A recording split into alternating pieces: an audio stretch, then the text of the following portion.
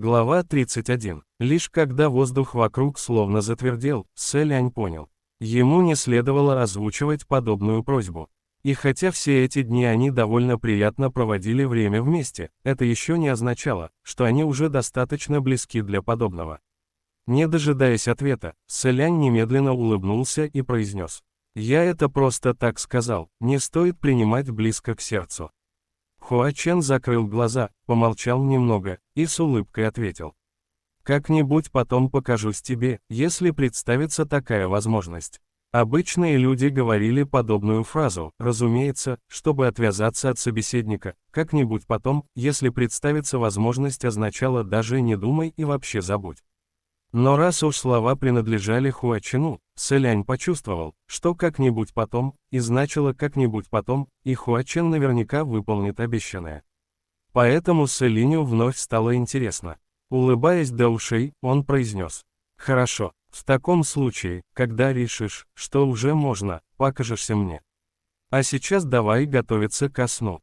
Промучившись разговорами до глубокой ночи, Сэлянь давно забросил мысль о готовке еды в дальний угол памяти и вновь улегся на циновку. Хуачен тоже прилег вместе с ним. И никого не беспокоило, почему, раскрыв друг перед другом свой истинный статус, небожитель и демон все еще могли преспокойно лежать на одной потертой циновке, отпускать шуточки и болтать ни о чем. Соломенная циновка не предусматривала подголовников, и потому Хуачен подложил под голову руки. Сэлянь, посмотрев на него, сделал то же самое и спросил первое, что пришло в голову. «У вас в мире демонов, кажется, все устроено так просто и свободно. И не нужно ни перед кем отчитываться о своих перемещениях». Хуачен не только заложил руки за голову, но и закинул ногу на ногу со словами: «С чего я должен перед кем-то отчитываться? Я и есть самый главный над собой. К тому же у нас каждый действует по своему разумению, никто никого не контролирует. Оказывается, мир демонов — это просто неорганизованное сборище неприкаянных душ и одичалых демонов». Сэлянь произнес: «Вот как, а я-то думал, что у вас все как у верхних небес, полная централизация для вершения общих дел. Но если все так, как ты сказал, тебе когда-нибудь приходилось встречаться с другими князьями демонов?» Хуачен ответил: «Приходилось. Сэлянь, и лазурного демона Цзэжуна ты тоже видел». Хуачен: «Ты про эту низкосортную бесполезную дрянь». Сэлянь подумал: «И как я должен ответить на это?» «Да, нет». К счастью, отвечать и не пришлось, Хуачен продолжил. Как-то поздоровался с ним, да только он сбежал. Шестое чувство подсказало Сэлиню, что под словом «поздоровался» наверняка имелось в виду необычное приветствие. И действительно, Хуачен вольготно протянул. Заодно заполучил прозвище собирателя цветов под кровавым дождем. Так значит, разворошенное Хуаченом гнездо демона, о котором он упоминал ранее, принадлежало именно лазурному демону Цзэжуну. И к тому же поздороваться означало устроить кровавую баню. Сэлянь подумал: вот уж действительно незаурядный способ приветствия. Потерев подбородок, принц продолжил спрашивать: «Между вами есть какие-то разногласия?» Хуачен: «Есть». «Какие?» «Он мне не понравился». Сэлянь, не зная даже, что на это сказать, подумал: «Неужели ты и 33 небожителям бросил вызов лишь потому, что они тебе не понравились?» Вслух же произнес: «Кое-кто из небожителей верхних небес говорит, что вкусы у Цзэжуна низкопробные, а еще говорят, что все в мире демонов относятся к нему с презрением». «Неужели это действительно так?» Хуачен: «Да, Черновод тоже его презирает». Сэлянь спросил: «Черновод? Кто это?» Затем сразу же вспомнил: «Тот, кого называют хозяином черных вод». Хуачен: «Именно, его также зовут демон черных вод Сюань». Сэлянь вспомнил, что этот демон черных вод Сюань тоже непревзойденный. А лазурный демон Цзэжун, всего-то притянутый для ровного счета почти непревзойденный. С большим интересом принц спросил: «Ты хорошо знаком с демоном Сюанем?» Хуачен лениво протянул: «Почти не знаком. У меня вообще нет хороших знакомых в мире демонов». Сэлянь слегка удивился, услышав его слова. «Что, правда? Я раньше думал, что у тебя должно быть множество подчиненных. Возможно, у нас немного расходятся понятия слова «знакомый». Хуачен приподнял бровь. Это верно. В мире демонов никто не смеет говорить со мной, не обладая статусом непревзойденный. Это была крайне высокомерная фраза, но Хуа Чен произнес ее столь уверенно и спокойно, что она воспринималась как нечто само собой разумеющееся. Сэлянь, мягко улыбнувшись, заметил. У вас в мире демонов довольно неплохо, всего несколько сильнейших. Совсем не так, как на небесах. Всех небожителей верхних небес и не упомнишь. А на средних небесах еще целое море тех, кто ожидает вознесения. Хуа Чен, было бы, что запоминать. Даже не пытайся, только зря потратишь силы. Сэлянь, ха-ха, если не запоминать имена и титулы, можно кого-нибудь невзначай оскорбить. Надо сказать, небожители весьма заботились о своей репутации. Хуа Чен так и прыснул. Если для кого-то даже такая ерунда считается оскорблением, сразу ясно, личность эта мелочная и совершенно никчемная. Поболтав с Хуа Ченом еще немного о том о сём, Сэлянь, боясь затронуть деликатные темы, перестал рассуждать о различиях между двумя мирами. Посмотрев на плотно закрытую дверь, принц произнес. «Бань Юэ, бедный ребенок, не знаю, когда она сможет к нам вернуться». Стоило принцу подумать о совершенно оглушительной фразе «я стремилась помочь людям, попавшим в беду», как в его памяти замелькала вереница разнообразных картин прошлого, которые он вновь с усилием подавил. Вдруг Сэлянь услышал голос Хуа Чена. Фраза отличная. «Сэлянь, что?» Хуа Чен плавно продекламировал. «Я стремлюсь помочь людям, попавшим в беду». Сэляня словно ударили повторно в то же самое место. Он перевернулся на другой бок, свернулся калачиком и закрыл лицо руками, даже жалея, что у него нет еще одной пары рук, чтобы закрыть и уши, и простонал. Сань Лаан, Хуа Чен, кажется, придвинулся поближе и совершенно серьезно произнес у него за спиной. А что не так с этой фразой? Он все выспрашивал, и в конце концов Сэлянь сдался, не в силах его переупрямить. Повернувшись обратно, принц бросил. Это было так наивно. Хуа Чен возразил, что здесь такого, если кто-то не побоялся замахнуться на целый мир, неважно, желая его спасти или уничтожить, я искренне преклоняюсь перед этим человеком. Первое намного сложнее, чем второе, и потому я преклоняюсь даже вдвойне. Сэлянь в полнейшем смятении чувств покачал головой, лег ровно и ответил. Не побоявшись сказать, нужно было еще и не побояться сделать, да к тому же доделать до конца, иначе нет смысла. Закрыв глаза одной рукой, Сэлянь вздохнул. Ну ладно, все это уже не важно. Бань Юй рассуждает довольно неплохо. Когда я был помладше, я еще и не такие глупости говорил. Хуа Чен с улыбкой поинтересовался. О, какие еще глупости? Расскажи, я хочу послушать. Погрузившись на пару мгновений в себя, Сэлянь, вспоминая, начал с улыбкой рассказывать. Много-много лет назад один человек сказал мне, что не может жить дальше, и спросил меня, ради чего ему стоит жить, какой смысл в его жизни. Он посмотрел на Хуа Чена и спросил. Знаешь, что я ответил ему тогда? Возможно, это был лишь обман зрения, но взгляд Хуа Чена словно едва заметно сверкнул. Он тихо спросил. Что ты ответил? Сэлянь, я сказал ему, если не знаешь, ради чего жить, живи хотя бы ради меня. Если не можешь найти смысла в жизни, тогда пока что сделай меня смыслом своей жизни, опорой, которая будет помогать тебе жить дальше. Ха-ха-ха. Вспоминая и говоря об этом, Сэлянь вдруг не удержался от смеха. Покачав головой, он добавил. Я до сих пор не могу понять, о чем я вообще думал в тот момент. Откуда во мне взялась смелость высказать пожелание стать чьим-то смыслом жизни? Хуа Чен хранил молчание. Сэлянь продолжил. В самом деле, только будучи молодым, можно сказать что-то подобное.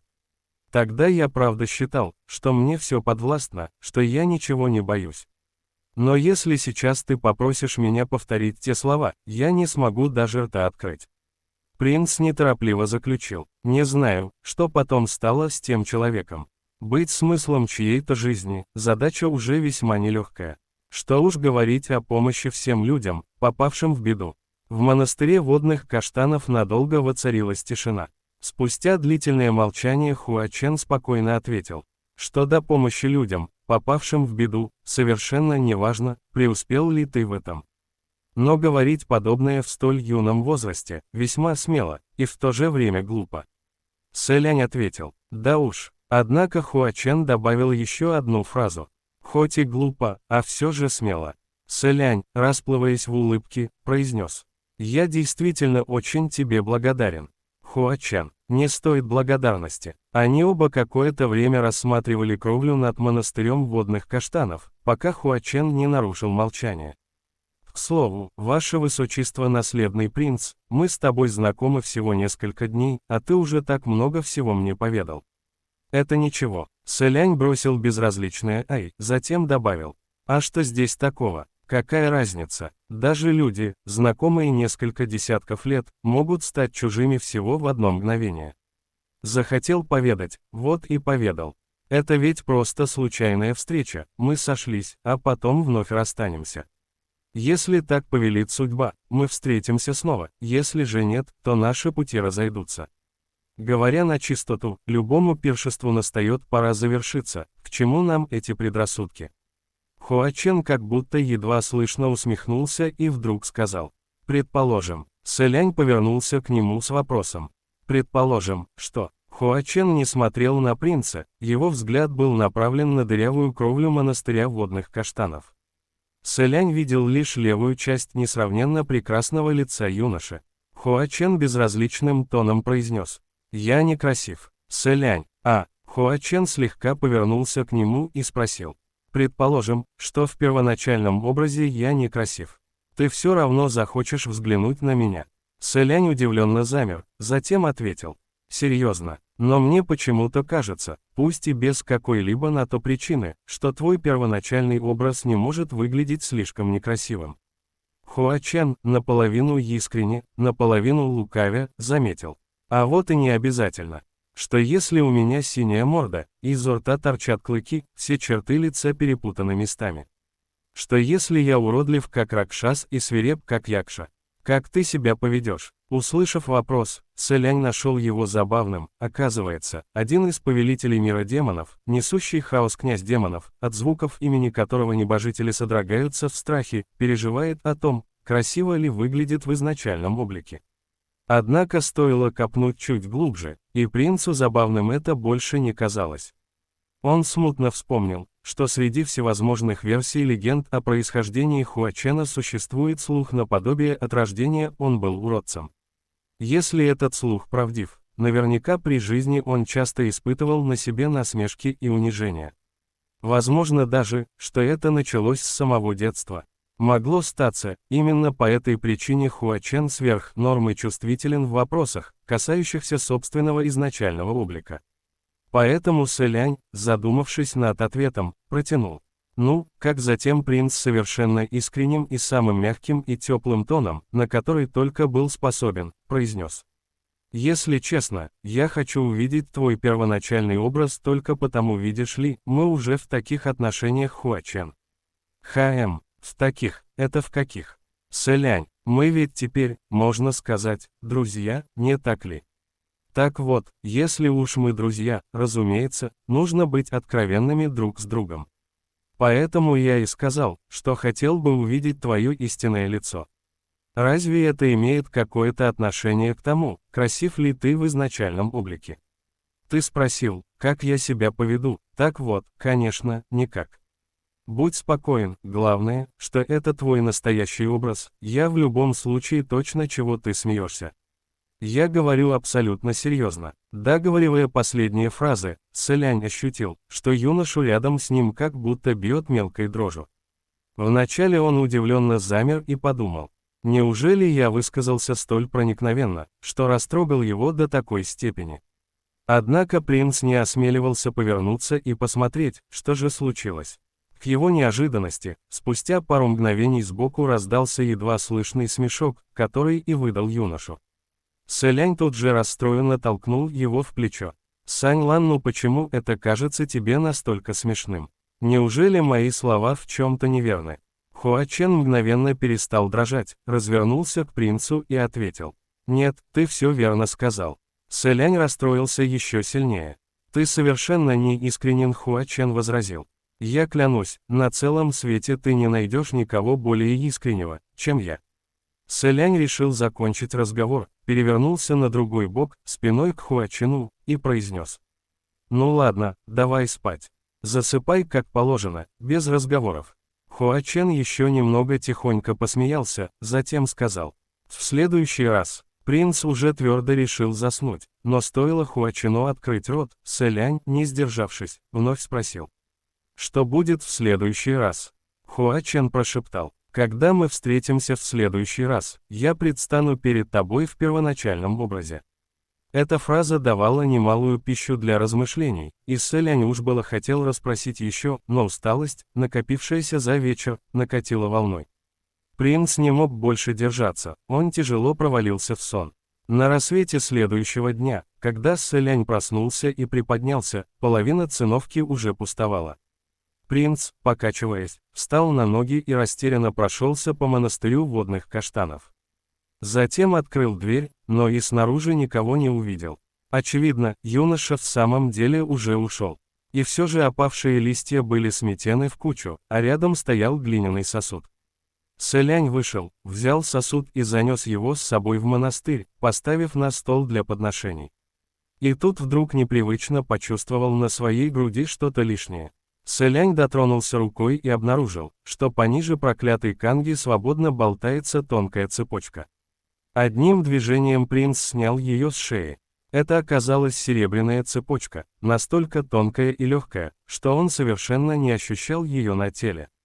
А на цепочке висело сверкающее на свету кольцо.